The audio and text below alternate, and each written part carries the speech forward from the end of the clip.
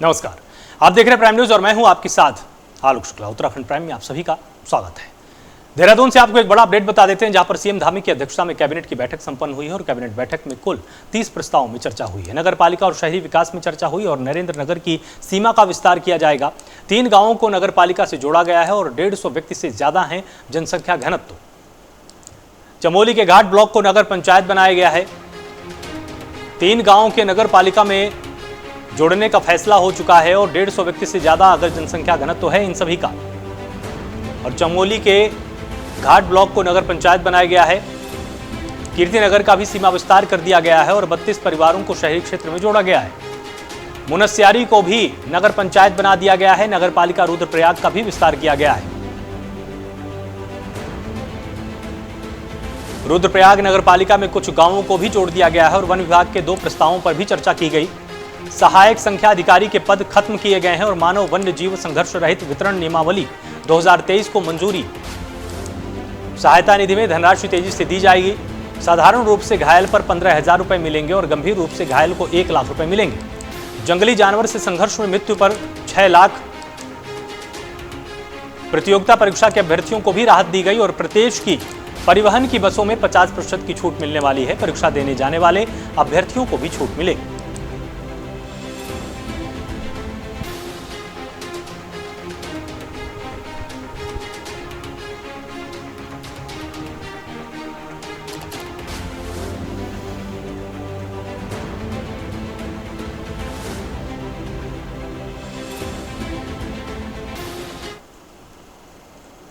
उत्तराखंड सरकार की आज एक अहम बैठक हुई है और इस सचिवालय में मुख्यमंत्री पुष्कर सिंह धामी की अध्यक्षता में बैठक संपन्न हुई है। इस दौरान कैबिनेट की बैठक में सभी मंत्री मौजूद रहे। बैठक में 30 महत्वपूर्ण प्रस्तावों पर चर्चा हुई है। सभी 30 प्रस्तावों पर मंत्रिमंडल ने अपनी मुहर लगा दी है। इस दौरान शहरी विकास विभाग, वन विभाग, ग्राम्य विकास विभाग, शिक्षा विभाग, कृषि विभाग, चिकित्सा और शिक्षा विभाग से संबंधित फैसले लिए गए।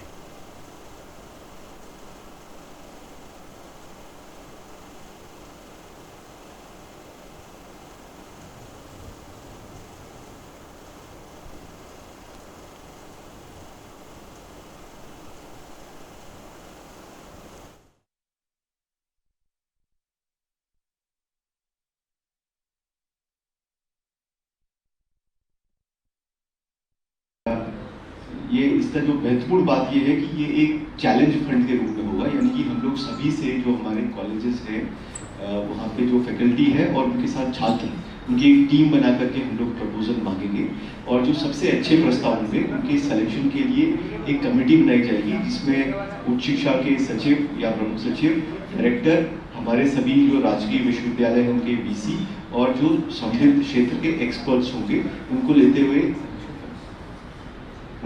एक सिलेक्शन कमेटी बनाई जाएगी और ये सबसे जो अच्छे प्रस्ताव आएंगे उनको चयनित करेगी। और इसमें हमने अभी वर्तमान में हमने जो धनराशि रखी है वो 15 लाख तक के प्रोजेक्ट इसमें लेंगे और यदि कोई विशेष तरह का प्रोजेक्ट है जो राज्य के लिए महत्वपूर्ण है वो 15 से 18 लाख की सीमा भी उसमें जा सकती है। इसमें एक कंडीशन ये रखी है कि जहाँ जो बड़े प्रपोजल होंगे, जैसे 5 लाख से ऊपर तक के जो प्रस्ताव होंगे, वहाँ पे छात्र या छात्राएं उनमें उनको लेना आवश्यक होगा इसमें, और उसमें हमारे जो शोधार्थी होते हैं उनको भी दिया जा सकता है। यानी कि आइडिया ये है कि हम लोग फैकल्टी के साथ साथ छात्र छात्राओं को भी शोध कार्य में हम लोग सम्मिलित करें, ताकि उनको उनका शोध के प्रति एक तो उनकी जानकारी हो और उनका रुझान बढ़े और ओवरऑल एक हमारा शोध का इसमें एक एनवायरनमेंट। के अलावा वन विभाग के भी आज 2 मामले रखे गए माननीय मंत्रिमंडल के अनुमोदन हेतु, जिसमें एक सहायक हमारे सांख्यिकी अधिकारी का कार्डर है। वन विभाग में कई सारी सूचनाओं को एकत्र करना, सूचनाओं से किस तरह से आगे उसको अपडेट करना, फिर साथ में उन सूचनाओं के आधार पर किस तरह से नीति निर्धारण करना, ये इनका काम था। इनको सहयोग करना डीएफओ को और उसके ऊपर सीएफ को, सीसीएफ को और साथ में वन मुख्यालय में। इनके कार्डर में टोटल जो कार्डर का स्ट्रेंथ था 71 था। प्रमोशनल एवेन्यूज को देखते हुए इसमें नीचे के 2 पद को समाप्त करते हुए, सहायक संख्या अधिकारी के पद को समाप्त करते हुए 2 उप निदेशक के पद को बढ़ाया गया है, ताकि उनमें प्रमोशनल एवेन्यू जो है मानव संसाधन के दृष्टिगत से जो प्रमोशनल एवेन्यूज है उसको एक पूरा किया जा सके। इसके अलावा यहाँ मानव वन्य जीव जो एक अन्य मुद्दा था, मानव वन्य जीव संघर्ष राहत वितरण निधि नियमावली 2023 का, ये एक नई नियमावली का प्रख्यापन किया गया। पहले की भी निधि थी जिसमें कई सारे, जैसे एक होता है वन्य जीवों से मानव का को किस तरह से मानव पे अगर हमला होता है तो वो घायल हो जाते हैं, आंशिक रूप से होते हैं, पूर्ण रूप से वन्यता हो जाती है। उसी तरह से फसलों का नुकसान होता है, उसी तरह से पालतू पशुओं का नुकसान होता है, मकान का नुकसान होता है। महत्वपूर्ण मध्य प्रदेश के लिए कृषि विभाग का इसके सेब की अति सघन बागवानी की योजना स्वीकृत की गई है। इसकी टोटल लागत है 808 करोड़ रुपए और ये 8 वर्ष के लिए चलेगी। जैसे आपको पता ही है, हिमाचल में सेब का काम बहुत अच्छा होता है, JNK में भी अच्छा होता है। उत्तराखंड में जो क्षेत्र हिमाचल के साथ सटा हुआ है वहाँ तो सेब है, फिर भी वो हिमाचल से थोड़ा पीछे है। और इसकी पिछले 6 महीने में काफ़ी स्टडी की गई, मैकेंजी को भी लगाया गया और पूरा अध्ययन करके ये योजना बनाई गई है। इसमें 5000 हेक्टेयर क्षेत्रफल विभिन्न जनपदों का कवर किया जाएगा और 60% किसान को सब्सिडी दी जाएगी और 40% किसान ने अपना लगाना है। इसमें करीब 20% उसकी वो लेबर है वो कंपोनेंट आ जाता है और फाइनेंशियल कंपोनेंट का 20% उसको खुद लगाना होगा। और हिमाचल में आज की तारीख में सब्सिडी नहीं है और JNK में 50% है और इससे हमें पूरा यकीन है कि ये एक बहुत ही प्रदेश के लिए एक अच्छी योजना सिद्ध होगी। और इसमें जो अभी हमारी उत्पादकता 2.5 मेट्रिक टन प्रति हेक्टेयर है, इसको 25 मेट्रिक टन तक बढ़ने का अनुमान है।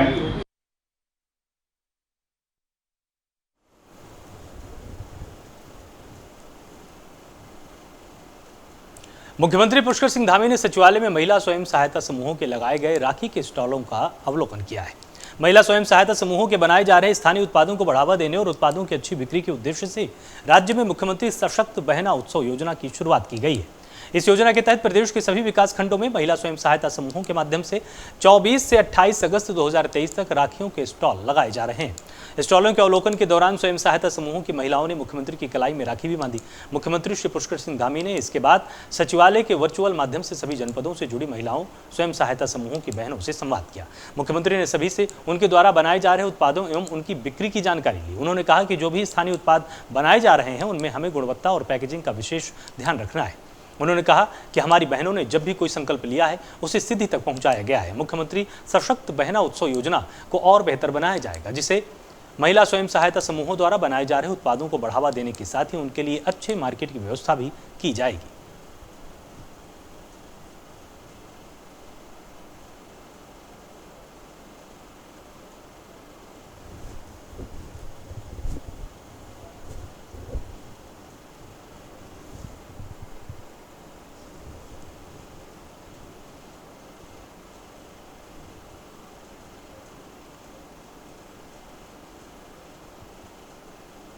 चंद्रयान 3 के चंद्रमा की सतह पर सफलतापूर्वक उतरने पर कांग्रेस प्रदेश अध्यक्ष करण माहरा ने देशवासियों को बधाई दी है। करण माहरा ने कहा है कि यह गौरवान्वित करने वाला क्षण है। इस ऐतिहासिक पल की सभी देशवासियों और इसरो के वैज्ञानिकों को बहुत बहुत बधाई देता हूं। इसमें चांद पर कामयाब लैंडिंग करने वाला भारत चौथा देश बना है। इस कामयाबी के साथ ही भारत चांद के किसी भी हिस्से में मिशन लैंड कराने वाला चौथा देश बन गया है। इसमें पहले अमेरिका, सोवियत संघ और चीन ही ऐसा कर पाए थे। स्वतंत्रता संग्राम के बाद विकसित भारत और इसरो के संस्थापक के रूप में पंडित जवाहरलाल नेहरू ने जो सपना देखा था वह आज साकार होता हुआ दिखा है। आज इसरो की इस बड़ी उपलब्धि से सभी देशवासी गौरवान्वित महसूस कर रहे हैं, जिनका पूरा श्रेय इसरो के वैज्ञानिकों को ही जाता है। वहीं उन्होंने कहा कि हमारे लिए ऐतिहासिक क्षण है, जो कि हमें आने वाले समय में और उपलब्धियां स्थापित करने के लिए प्रेरणा देता है।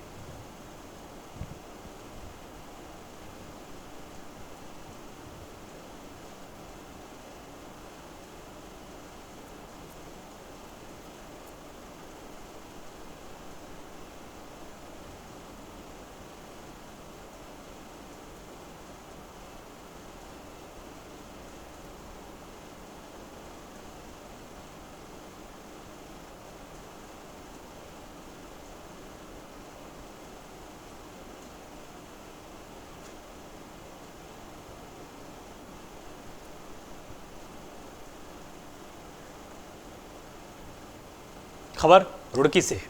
जहां गंगा नहर में पानी कम होने के मगरमच्छ साफ तौर पर दिखने लगे हैं। बता दें कि गंगा नहर में नीले पुल के पास मगरमच्छ दिखाई दिया और इसके बाद से लोगों में दहशत का माहौल है।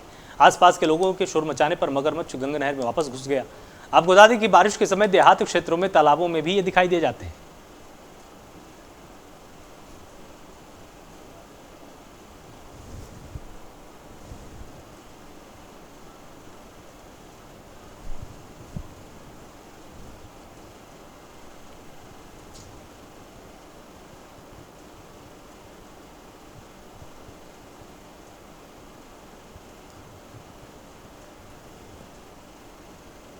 मगरमच्छ दिखने के बाद से आसपास में दहशत का माहौल है और जैसे ही लोगों ने मगरमच्छ को देखा तो खूब शोर मचाया।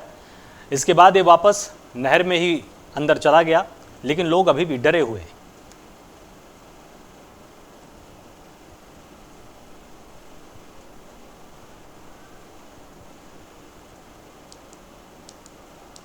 तकरीबन एक माह से अपनी मांगों को लेकर रुड़की तहसील में धरना दे रहे किसानों के समर्थन में भारतीय किसान यूनियन की महापंचायत का ऐलान किया गया। इसको लेकर तहसील के बाहर भारतीय किसान यूनियन की महापंचायत आयोजित की गई। महापंचायत में भारतीय किसान यूनियन के राष्ट्रीय नेता राकेश टिकैत पहुंचे और महापंचायत को संबोधित भी किया। बता दें कि किसानों ने अपनी समस्याएं रखी, जिस पर राकेश टिकैत ने किसानों की आवाज को सरकार तक पहुंचाने का दम भरा है। वहीं महापंचायत में एएसडीएम पहुंचे और किसानों की मांगों को उच्च अधिकारियों तक पहुंचाने का आश्वासन दिया है।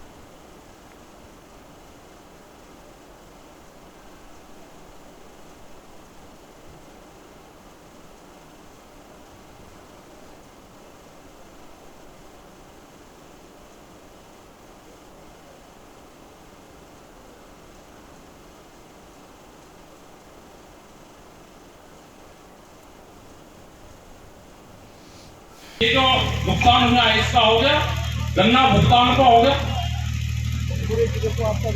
और पूरे जिले को इकट्ठा आपका अगर वोट क्या तो फिर की फसल नष्ट हो रही, सर्वे करवा कर करो। और ये मार्च आप निकाल कर रहोगे तो भाई ये भी सुनते रहेंगे, आप मार्च निकालने बंद कर दोगे, ये भी नहीं सुनने। 1 मार्च ये पकड़ जाड़ता देहरादून की तरफ कर लो, लेकिन ट्रेनिंग देनी पड़ेगी। भाई जो लड़के हैं ना जो ट्रैक्टर को लेकर के, हमको भी अधिकारियों ने कहा कहने की ट्रैक्टर तो आ रहे हैं लेकिन जो यूथ आता है ट्रैक्टर पे लाइसेंस है नहीं, आगे काटता है ट्रैक्टर वो साथ के। भाई जो जहां पर आ गया आप पीछे चलना सीख लो लाइन में, एक लाइन में, तो कोई दिक्कत नहीं होगी। अगला भी प्रोग्राम करेंगे वो देहरादून में कर देंगे।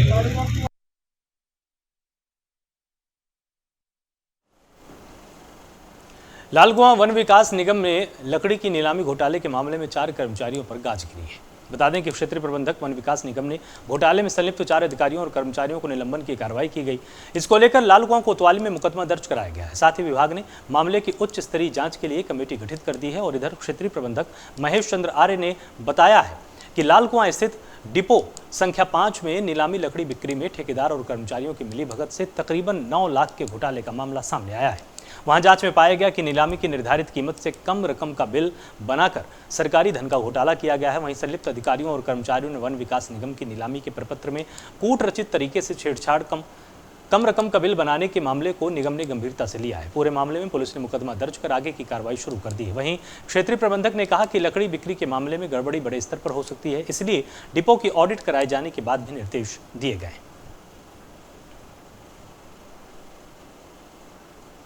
द्वारा कुछ क्रेताओं से मिलीभगत करके अंडर बिलिंग की जा रही है, यानी कम मूल्य पर बिल बनाए जा रहे हैं और इस प्रकार से पैसों का हेर फेर किया जा रहा है। तो इस संबंध में मैंने एक प्राइमरी इंक्वायरी कराई। तो प्राइमरी इंक्वायरी में ये जो सूचना थी सही प्राप्त हुई और सूचना सही प्राप्त होने के उपरांत मैंने एक विशेष जांच दल वहाँ से कुमाऊं क्षेत्र के अकाउंट मैनेजर की अध्यक्षता में गठित किया है। वो भी जांच कर रहा है। दिनांक 19 जुलाई के नीलाम में करीब 8,77,000 रुपये का ये अंडर बिलिंग करने का मामला प्रकाश में आया है। और अभी जैसे जैसे जांच आगे बढ़ रही है तो ऐसा प्रतीत हो रहा है कि मामला कुछ और अधिक भी बढ़ सकता है। इसके लिए अभी हमारी तरफ से जो कार्रवाई की जा रही है, तो सबसे पहले क्योंकि ये सरकारी धन के गबन का मामला है, तो पुलिस में इसकी प्राथमिकी दर्ज कराई गई है। और दूसरी बात, जो संबंधित प्रथम दृष्टया जो जिम्मेदार कर्मचारी हैं, उसमें एक डिपो अधिकारी है, एक डिपो में लेखा का कार्य करने वाले कर्मचारी हैं, और एक उनका सहायक है, और एक आउटसोर्स का कर्मचारी है। तो 3 जो वन निगम के सीधे नियंत्रण में कर्मचारी हैं, इनको और डिपो अधिकारी, इनको निलंबित किया जा रहा है। बाकी पुलिस में FIR दर्ज कर दी है। विभिन्न स्तर पर इंक्वायरी क्षेत्रीय स्तर पर मेरे द्वारा किया गया, और साथ ही हमारे प्रबंध निदेशक महोदय से भी अनुरोध किया गया था कि एक विशेष ऑडिट टीम यहाँ भेजें। उनके द्वारा भी एक विशेष ऑडिट टीम यहाँ भेजी जा रही है, और एक पूरा पूरे साल भर का ऑडिट कराया जाएगा, तब प्रकरण सामने आएगा।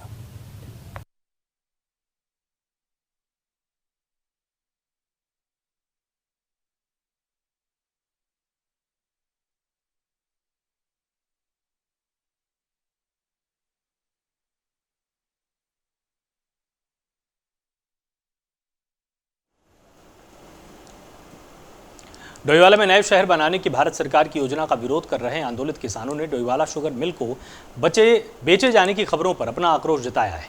इसको लेकर बीते सोमवार को शुगर मिल गेट पर धरना प्रदर्शन करते हुए सरकार का पुतला दहन कर दिया गया।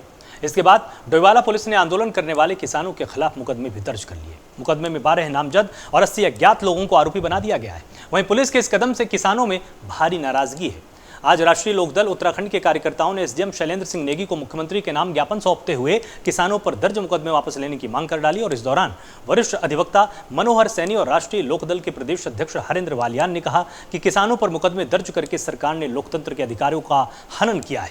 इस दौरान उन्होंने मांग करते हुए यह भी कह डाला कि सरकार तुरंत सभी किसानों के मुकदमों को वापस ले, वरना राष्ट्रीय लोकदल बड़ा आंदोलन करेगा।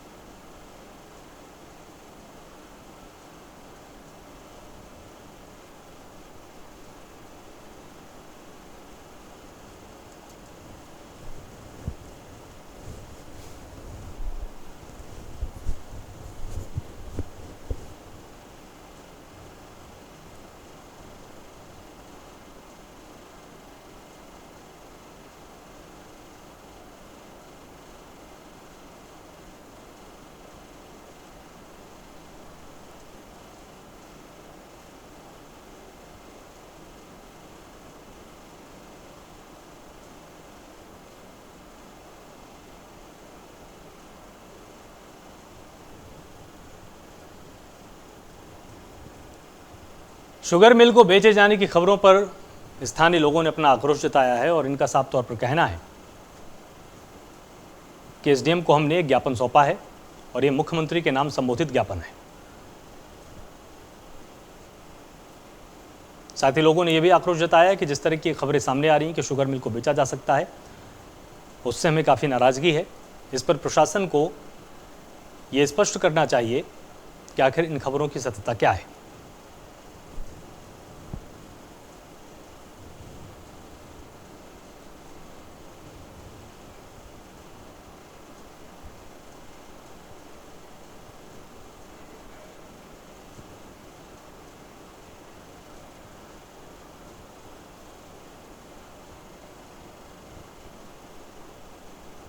शुगर मिल को लेके धरना प्रदर्शन का कार्यक्रम चल रहा था, जिसमें एक सांकेतिक रूप से सूबे की सरकार के मुख्यमंत्री का पुतला दहन हुआ था।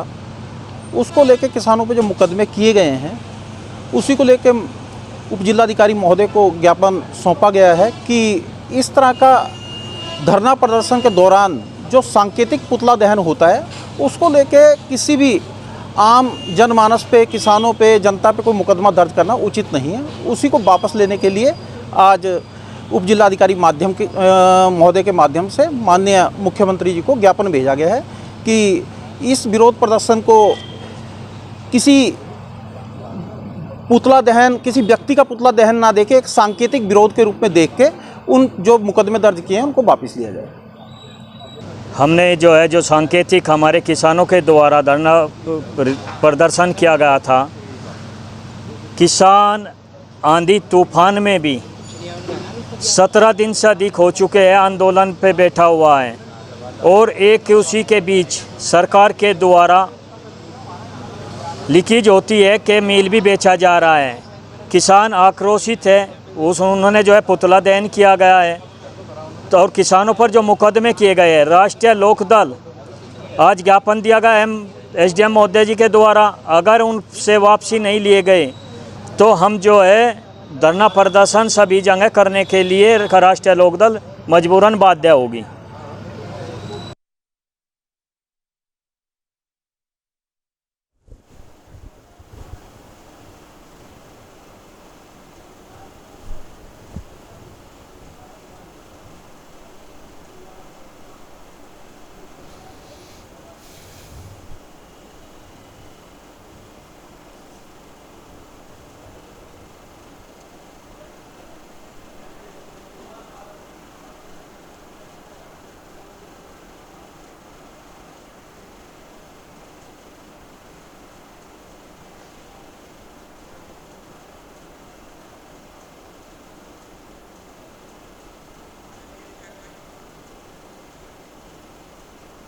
चमोली जिले में जोशीमठ विकासखंड के पगनो गांव पर आसमानी आफत के चलते गांव के अस्तित्व पर संकट का बादल मंडराने लगा है। वहीं लगातार हो रही मूसलाधार बारिश और गांव के ऊपरी भाग से लगातार हो रहे कमेड़े पानी वाला भूदसाव के साथ ही आ रहे मलबे से लोगों में दहशत बनी हुई है।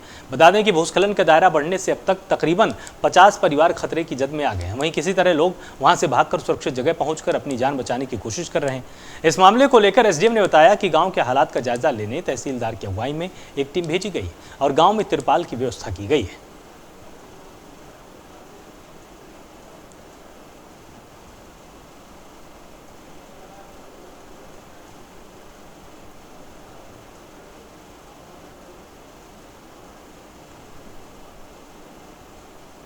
अब आइए आपको देहरादून से एक बड़ा अपडेट बताते हैं, जहां पर उत्तराखंड में बारिश से प्रदेश भर की 228 सड़कें बंद हो गई हैं और 2 राष्ट्रीय राजमार्ग और 20 राजमार्ग इसमें शामिल हैं। सड़कें बंद होने से लोगों को आवाजाही में काफ़ी परेशानी हो रही है। बुधवार देर शाम तक 72 सड़कों को खोला जा चुका था और बंद सड़कों को खोलने का लगातार प्रयास किया जा रहा है।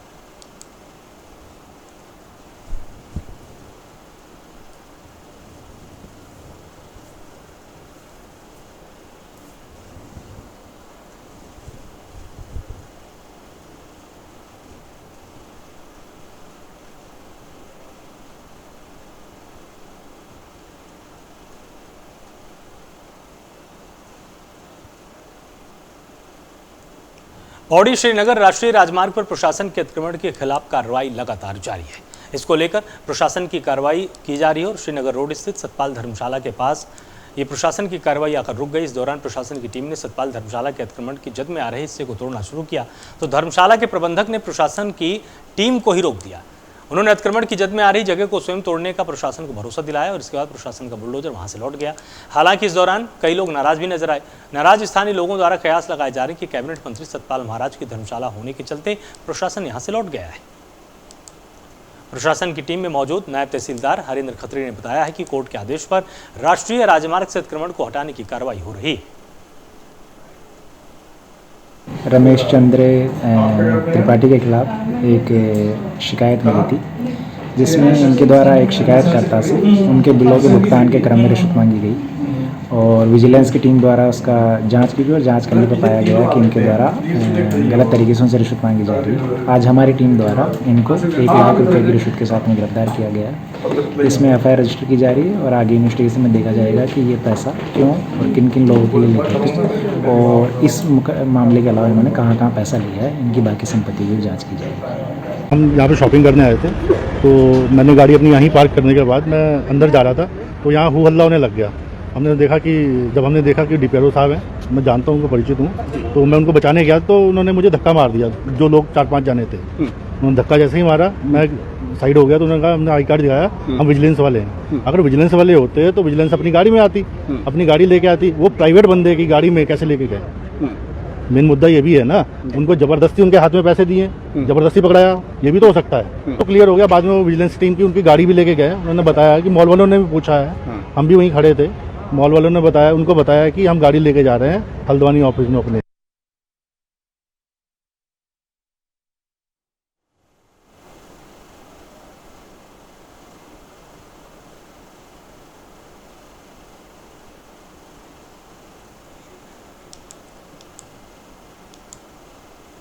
हिमाचल और उत्तराखंड में अत्यधिक बारिश के कारण आई आपदा का असर अब लोगों के व्यवसाय पर भी पड़ने लगा है।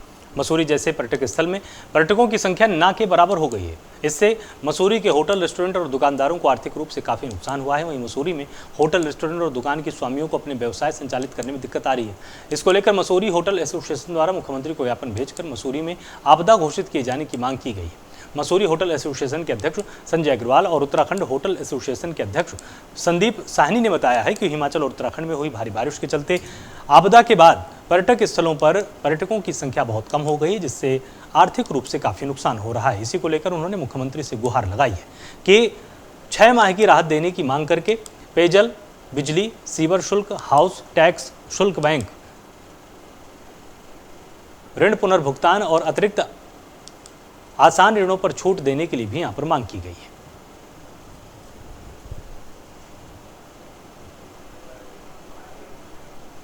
दुर्भाग्य विषय है कि पूर्व वर्षों की भांति इस वर्ष मई या जून में पर्यटक की आवागमनी बहुत कम रही, क्योंकि माल रोड पर सौंदर्यीकरण का कार्य चल रहा था। उसके पश्चात हम उम्मीद लगाए बैठे थे कि अब माल रोड काफ़ी अच्छी हो गई है, जुलाई अगस्त हमारा अच्छा चलेगा। परंतु जुलाई में शुरू में जो बारिशें हुई हैं, जो आपदा स्थिति आई है हिमाचल में, उत्तराखंड में, उसके तहत ऐसी एक डर की भावना पर्यटक में बैठ गई है कि पिछले 2 माह से बिल्कुल पर्यटक शहर में शून्य है। इसके कारण मसूरी में एक बहुत बड़ी समस्या उत्पन्न हो गई है। ज़ीरो पर्यटक से हमारी आमदनी जो है ज़ीरो हो गई है। हर होटलिया बहुत परेशान है, कैसे भुगतान करेगा, स्टाफ की सैलरी देनी है, बिजली का भुगतान करना है, पानी के चार्जेस पे करने हैं, ESI है, EPF है। उसके अलावा हर किसी ने बैंक से लोन लिया हुआ है, उस लोन का जो इंटरेस्ट है वो कैसे दे पाएंगे। हम माननीय मुख्यमंत्री को हमने आज ज्ञापन दिया है, उसमें सारी हमने डिमांड रखी हैं। उनसे अपेक्षा करते हैं, उनसे निवेदन करते हैं कि इस वर्ष जो हमारा चल रहा है, अभी कार्य चल रहा है, ये बिल्कुल शून्य के माफिक हैं। इसलिए मसूरी शहर में आपदा घोषित करके हमें जो है जिस रूप से हमने डिमांड की है उनके अनुरूप हमें जो है रिलीफ देने की कृपया करें। उत्तराखंड प्राइम में फिलहाल इतना ही। आप लगातार जुड़े रहिए प्राइम न्यूज़ के साथ। नमस्कार।